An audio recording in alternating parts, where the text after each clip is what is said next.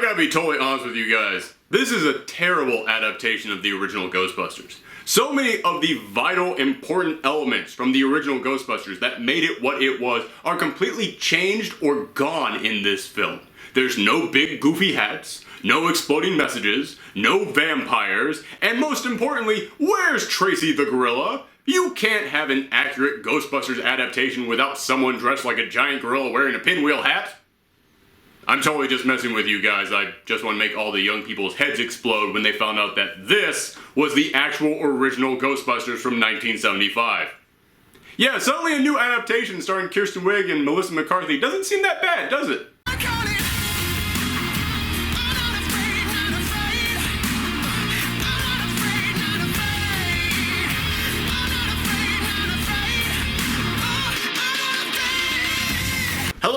It's me, Aaron, Professor Thorgi, your guide to all things geeky, and welcome to another episode of Thorgi Reviews, the review show where I tackle everything from the world of geekery, and today we're covering the new Ghostbusters film. Now, this is a remake of the 1984 classic, being directed by Paul... Okay, let's cut the crap!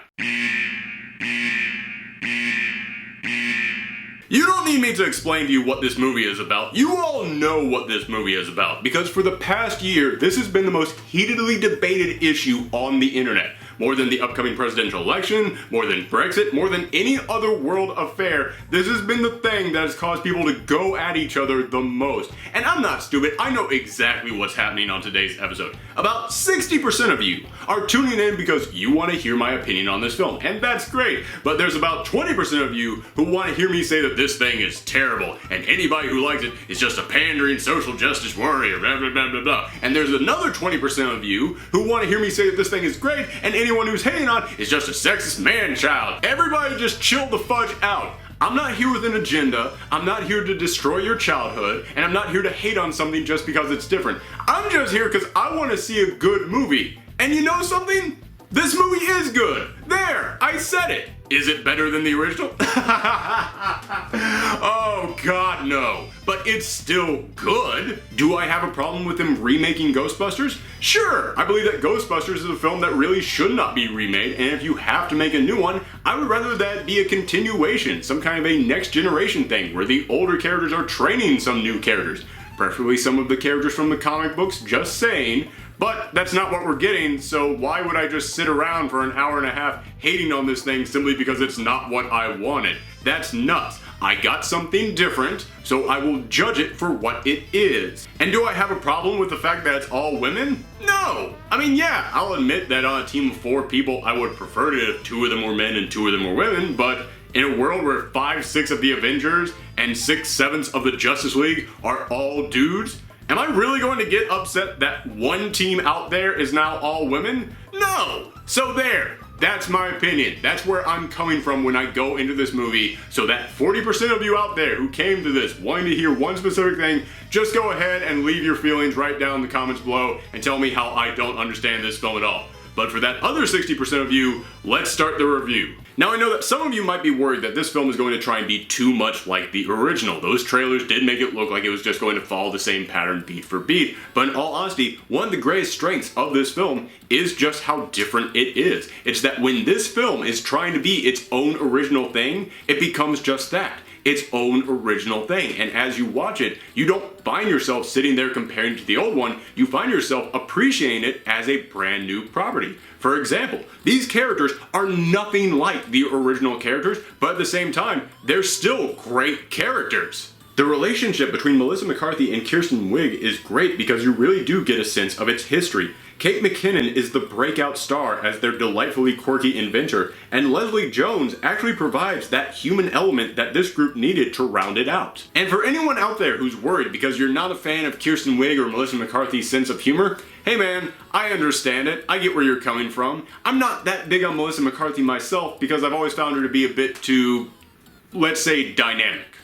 As I walk through the valley of the shadow of death, I take a look at my life and realize there's nothing left. And as for Kirsten Wiig, I loved her on SNL. She was one of my favorite cast members on Saturday Night Live, and when she started to make it big in movies, I was so happy to see that. However, over the past couple of movies, she's kind of started to go down that same path that many of her other SNL alumni have gone down, like Adam Sandler and Will Ferrell, where I look at them and say, oh wow, I really enjoy that character you're doing. And then 4 or 5 movies later I find myself saying, oh, you're still doing that one character, huh? Okay then. But for anybody else who feels the same way that I do, you will be happy to know that in this film they are both toned way down. Both of them kind of play the straight man in this film. Sure, there are some moments of improvisation where their old characteristics come through, but for the majority of the film, they're playing the straight man, which is very important because this entire world is so goofy and cartoonish. You need a character like that. And I want to make something very clear. When I say this whole world is goofy and cartoonish, I actually mean that as a compliment. You see, my other big concern with this film is that they would try to recapture the tone and the sense of humor of that original film, and you just simply can't do that because the sense of humor in that movie worked because it was being sold by those specific actors. However, that's not what they try and do at all. The sense of humor in this film is completely different. Whereas in the original film, it was more of like just blue collar kind of humor. This one is that cartoonish, functioning, incompetent style of humor that you would find in shows like The Simpsons or Parks and Rec.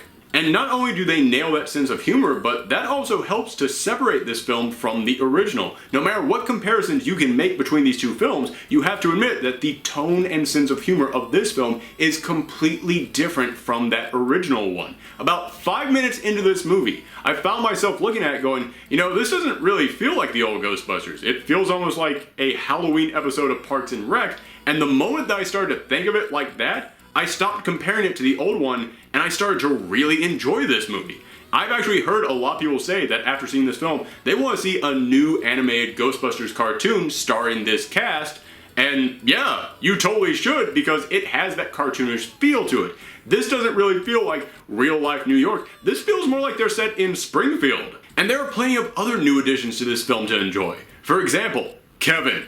Oh my gosh, Kevin was the comedy MVP of this film. No one got more laughs out of the audience than Kevin. For anybody out there who thinks that Chris Hemsworth can only play Thor, his portrayal of Kevin is going to shut your mouth up forever. He was perfect in this role. Kevin is their secretary, and he is a complete and total idiot who doesn't know what he's doing. However, there is such an honesty and an earnestness and a confidence to his portrayal as an idiot that you look at him like, I can't even be mad at you. You're like a dog who destroys his owner's slippers because he thinks that's what his owner wants. And you don't even look at him like there's something wrong with him that makes him this stupid. You look at him more like, you are so handsome that no one has ever told you you're wrong. For a one-note idiot, he's actually kind of brilliant. And there are many beats in this story that, yes, they are similar to the previous film, but many times they actually put a new spin on it that actually does make it different. For example, in this film, there is a moment where they have to go to the mayor's office after they start publicly busting ghosts, just like in the first film. But in this one, the mayor isn't suspicious, he's not trying to investigate. He looks at them and goes, oh yeah, we know what you're doing is real. We've known that ghosts exist for a long time. We've just been keeping it under wraps. We're glad that you're doing this, but if the public found out that ghosts were real, there would be chaos in the streets. So we're kind of gonna have to make you look like you're a liar and like you guys are just tricking people. And here's the greatest thing about it.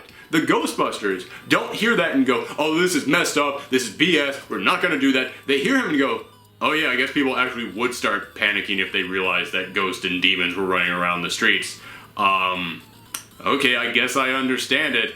And I was honestly stunned at that. Here, in this scene, you have a mayor who actually has kind of a smart and mature reason for denying what the Ghostbusters are doing, and the Ghostbusters recognize that and actually accept it in a very mature way.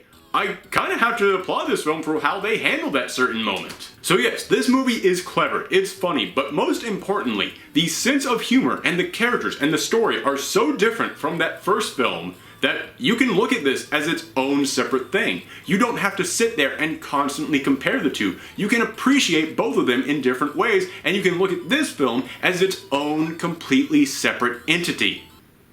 Is what I would really like to be able to say, but I can't. Okay, I've been praising this thing, but it's time to get into the problems. And yes, I do believe everything that I just said. That this movie is clever and funny, and that the sense of humor and the characters are so different from the original that it is possible to look at this film and judge it as its own original thing, which is exactly what I wanted to do. However, that's not what this movie wanted to do. Every 5 to 10 minutes, I swear to you, that's not an exaggeration, every 5 to 10 minutes, this thing stops on a dime to shove a cameo or reference from the original film right into your face. And you might be saying, hey, what's wrong with that? What's wrong with the cameo? What's wrong with the little Easter egg? Hey man, nothing's wrong with an Easter egg, but Easter eggs you have to look for.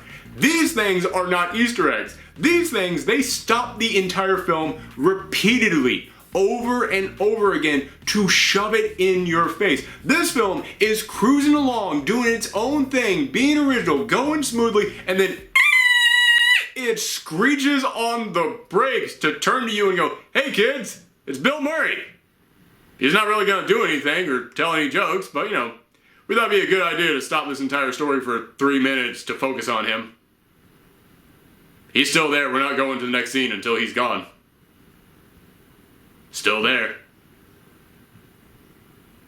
Okay, now we can continue the story. As I said, I think that 90% of all the original stuff in this film is really darn good. However, every single time that they stop that original stuff to remind you of the old film, I just want to throw my hands up in the air and go, oh my god, stop it, just be your own original thing.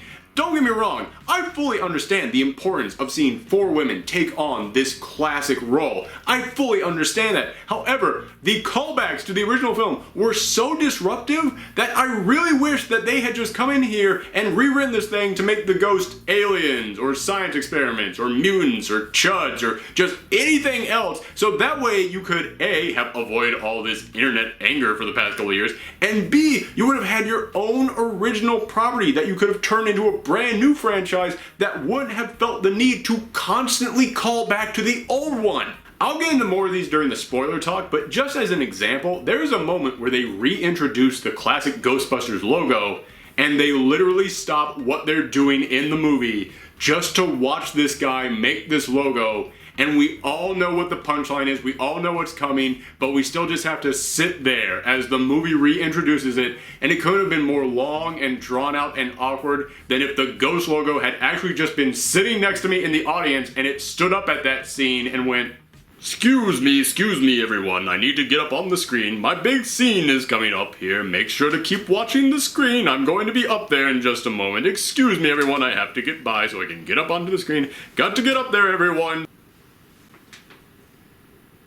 Oops, can't get out that way. Excuse me everyone, coming back again, coming back through. Make sure to move your chairs. Big star coming through. Enjoying the movie? Make sure to keep watching the screen. I'm going to be up there in just a second. Just you wait. And as I said, about 90% of the original stuff works really well. However, that last 10%, yeah, it flops pretty hard. And I know you might be saying, well, if 90% of it is good, why are you going to stop and mention that 10% that's bad? Doesn't that seem kind of small and insignificant? It should, but as I said, I was laughing hysterically throughout this film, but whenever it got to a bad moment, that was a groan-worthy moment. Just like all the cameos and references, whenever the bad moments come up, those are the moments that stop the whole film to focus on it. And what makes it even worse is that even though the laughs far outweighed the groans, they still put all the groan moments in the trailers. I know that at this point I'm judging the movie and not the trailers, but I just had to stop and mention this. Sony, you need to fire someone, because when there is so much good in this movie and about this much bad in there, if your trailer guy came in and just grabbed from this pile, yeah, get them out on the street now. Make sure that all their stuff is in a box before the end of the day. And speaking of the bad stuff in the original half of this film, the villain is terrible.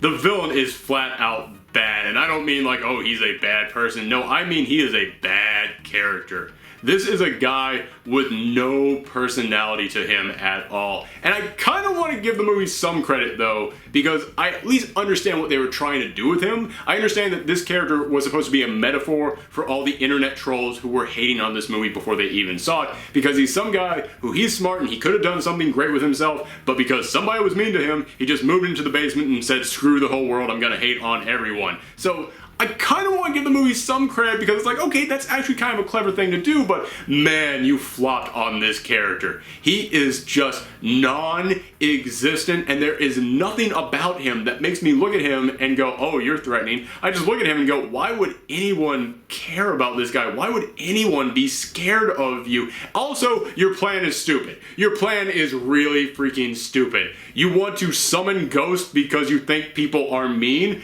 That is just ridiculous. And that's coming from someone who 5 minutes ago was applauding the cartoonishness of this movie. He is so awkward and out of place. I kept waiting for some kind of a twist where they would reveal that he was actually possessed by Vigo or some other demon, and that's why he's acting so weird, but nope, that's just who he is. That's the guy we're following for this film. And he's not even clever or threatening with his plan. The first time that we see him in this movie, literally the first time he pops up, he goes up to Leslie Jones and says, when the end comes, you will be spared because we need people for labor. And it's like, I'm sorry, am I supposed to take you serious as a villain and actually find you threatening when you literally just go up to a random stranger and tell them that you're trying to end the world? I don't think you can end the world. I'm shocked you can dress yourself. And the editing on this film,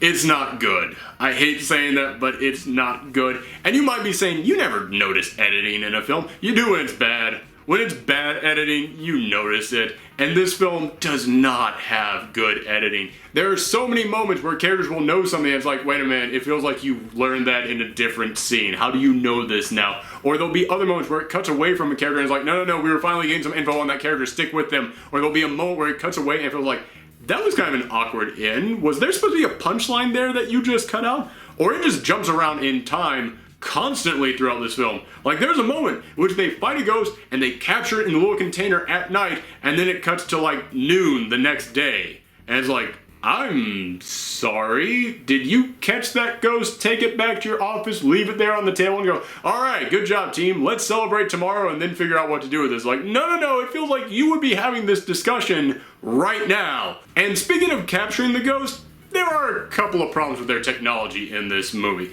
Don't get me wrong, they come up with some new stuff that's pretty clever and inventive, and I actually applaud them for that. I actually thought that was kind of cool, but they create a tank that needs to capture the ghost inside. It's very clear that they have to capture the ghost in there. However, at the end of the movie, when there's just a big blowout fight with all these ghosts, they're just blasting them away into atoms, just disintegrating them. And as they do that, I looked at that and I'm like, okay, this looks cool. There are definitely some cool moments in here. However, do you not have to capture ghosts anymore? You can just destroy them and blow them away? When did that happen? You know what this movie needs? It needs what many other blockbuster films are putting out this year. A supercut edition. Because it really does feel like there are just certain lines or moments in this film that got cut out that would have cleaned it up and smoothed it out so much more, but at the same time, it had so many other moments that did not need to be there at all and do take away from this film. You need someone to go back in, re-edit it, to put in the good and take out the bad, and if you did that, you would have had a much smoother and cleaner and more polished film. And honestly, that's kind of the most frustrating thing about this movie. It's that so many people were ranting and raving and freaking out that this film would be a certain thing, and I was like, guys, just calm down. And I watched the movie and I went, you know what? This film actually is good. It is darn good. All those guys were wrong. But then about every 5 to 10 minutes, this movie just stops, turns to the camera, and goes, oh, by the way, here's that exact thing that you were worried this film would be. But in the end, this film made me smile way more than it made me frown. It made me laugh way more than it made me groan, and it had way more highs than it had lows. However, it's impossible to talk about this film without bringing up the lows. So to everybody out there who is freaking out and saying it's going to be the worst thing ever, I'll admit some of your concerns were valid. However, it's way better than you thought it would be. But at the same time, to everybody out there saying this is going to be amazing, tap those expectations down a little bit and admit that it does have some problems, but at the same time, it is a good film that you can enjoy. And that is why I'm going to give this movie my score of one massive grade A economy size chill pill. Everybody just calm the fudge down, okay? This film was not worth the anger and the rage and the controversies and the frustration and the arguments that we've had to sit through for the past year. This is a film that has goods, it has bads, and you know what? Everybody's going to have an opinion about it, but there's something in this film that will validate pretty much anyone's opinion about it, and we're all going to be entitled to however we feel about it. Except for all those sexist jerks out there who hated this thing just simply because it starred women. You guys might want to take 2 chill pills. And to everybody out there who says that this thing is going to destroy their childhood, listen, I get it. I do. I understand feeling an attachment to something from the world of geekery. I mean, obviously. That's the great thing about geeky properties. They come to you when you need them and provide you with a story and an adventure and characters that lift you up and carry you along exactly when you need them, and they mean something special to you. So if you want to have an attachment to that original Ghostbusters and feel kind of upset that they're remaking it, I totally understand. But if you're going to come in here and say that this thing is destroying your childhood, take a chill pill and welcome to the club. In my lifetime, I have had to sit through the prequels: Batman vs. Superman, Amazing Spider-Man 2, Fantastic Four, the live-action Dr. Seuss films, Transformers, G.I. Joe, the last 15 years of The Simpsons, Fantastic Four again, every video game movie ever, and I feel like I'm forgetting one. Oh well, I'm sure I'll think of it later. My point is, if you think this is going to destroy your childhood, take a chill pill and realize you will always have that original. You're always going to be able to go back to the original, and that's just fine. You'll always be able to enjoy it with its great storylines, its wonderful characters, and that delightfully catchy theme song. Hit it! We're the Ghostbusters. I'm Spencer. He's Tracy. I'm Kong. We're the Ghostbusters. We're clever, courageous, and strong. Yeah, that's the stuff. Hey, thanks for watching everyone, and if you like this video, then make sure to hit that subscribe button and share us around the web. We are so close to hitting 10,000 subs, and that's huge. So thanks to everyone for all your support. And if you want to see my spoiler talk about this movie, then click right up there in the corner. And remember, you can always contact me on Twitter and Tumblr at Professor Thorgi, and you can leave requests for future things that you want to see me review in the comments down below. Thanks again for tuning in, everyone, and come back next time.